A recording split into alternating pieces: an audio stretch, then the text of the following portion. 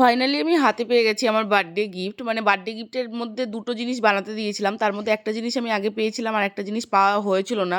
ভুলভাল জিনিস দিয়েছিল, মানে আমার পছন্দ হয়নি। সেটাকে চেঞ্জ করে আমি আবার নতুন করে বানাতে দিয়েছিলাম। মানে এই যে যেটা শাখা বাঁধানোটা দেখবে, সেটা হচ্ছে আমাকে সরু শাখা দিয়ে দিয়েছিল। সেই জন্য আমি নেব না বলে আমি আবার চেঞ্জ করে মোটা শাখা বানাতে দিয়েছি। তো দেখো এই যে রূপোর শাখা বাঁধানো, মানে অনেক দিনের ইচ্ছে ছিল আমার, অনেক দিন ধরে খুঁজে খুঁজেও আমি পাইনি শাখা বাঁধানোটা। তো এই যে দেখো এত সুন্দর শাখার ডিজাইনটা, আর অনেকটা মোটা, আর ভীষণই পছন্দ হয়েছে আমার। আর পলার ডিজাইনটাও ভীষণ সুন্দর।